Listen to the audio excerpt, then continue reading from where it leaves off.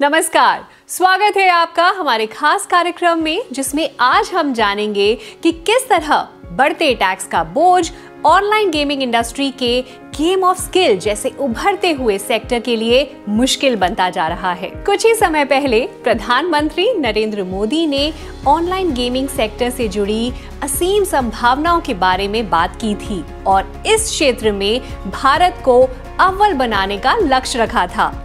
लेकिन पिछले कुछ समय से इस सेक्टर पर टैक्स का बोझ बढ़ाया गया है और अब इस क्षेत्र को 28% जीएसटी के दायरे में लाने का प्रस्ताव रखा जा रहा है। यहाँ ध्यान देने वाली बात यह है कि गेम ऑफ स्किल को गेम ऑफ चांस की ही कैटेगरी में रखा जा रहा है। आइए सबसे पहले हम आपको बताते हैं कि गेम ऑफ स्किल और गेम ऑफ चांस होता क्या है।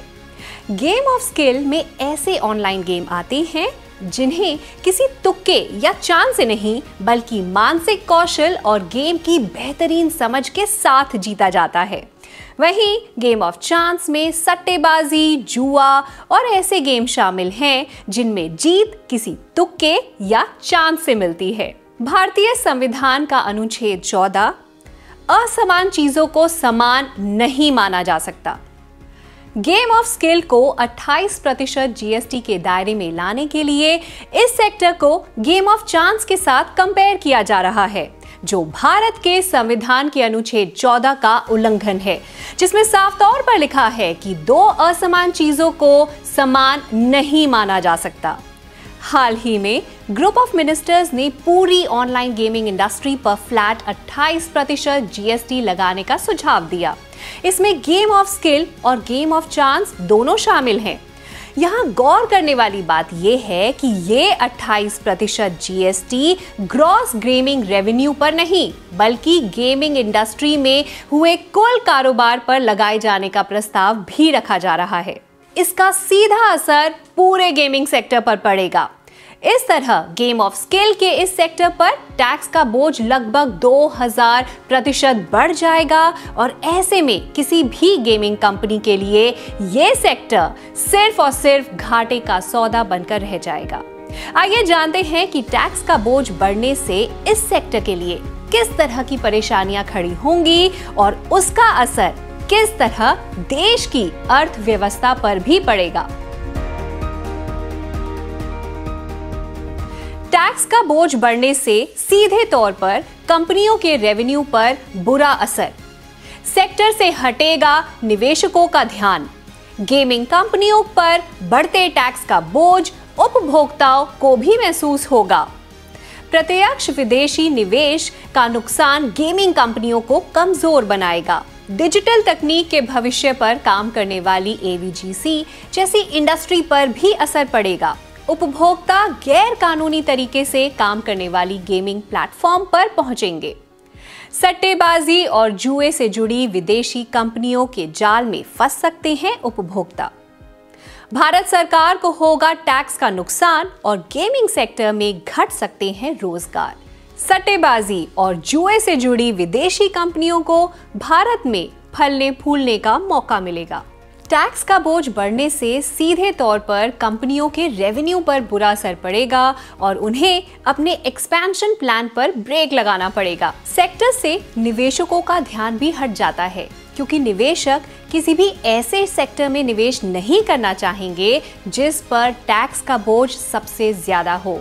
गेमिंग कंपनियों पर बढ़ते टैक्स का बोझ उपभोक्ताओं को भी महसूस होगा, क्योंकि इससे कई गेम महंगे हो जाएंगे और उपभोक्ताओं को गेमिंग का लुत्फ उठाने के लिए जेब ज्यादा ढीली करनी पड़ेगी। प्रत्यक्ष विदेशी निवेश को नुकसान गेमिंग कंपनियों को कमजोर बनाएगा, जिससे इस क्षेत्र से जुड़ी दुनिया भर की कंपनियों की दिलचस्पी भारत में कम होने लगेगी। आपको बता दें कि ये सेक्टर अब तक 2.7 बिलियन यूएस डॉलर का प्रत्यक्ष विदेशी निवेश भारत में ला चुका है।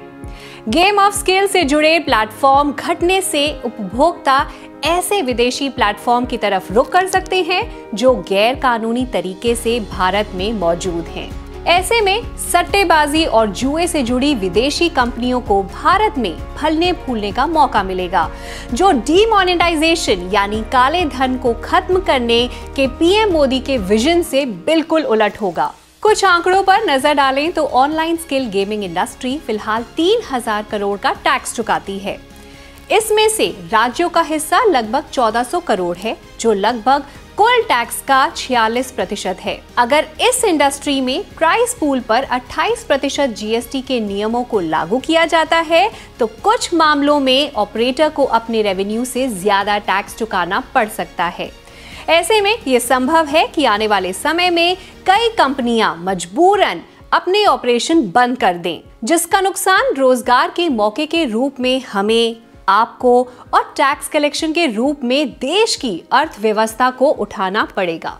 अगर यही 28% सिर्फ ग्रॉस गेमिंग रेवेन्यू पर लगाया जाता है तो इससे जीएसटी कलेक्शन में 55% की बढ़ोतरी होगी और राज्यों के पास 2200 करोड़ का टैक्स पहुंचेगा। इससे ऑनलाइन स्किल गेमिंग इंडस्ट्री को बढ़ावा मिलेगा और 2 से 3 सालों में ही इंडस्ट्री के जीएसटी में 24,300 करोड़ की बढ़ोतरी होगी। ऑनलाइन स्किल गेमिंग उभरती हुई इंडस्ट्री है, जहां प्लेटफॉर्म अपनी फीस के तौर पर कुल अमाउंट का 5 से 15% ही चार्ज करता है।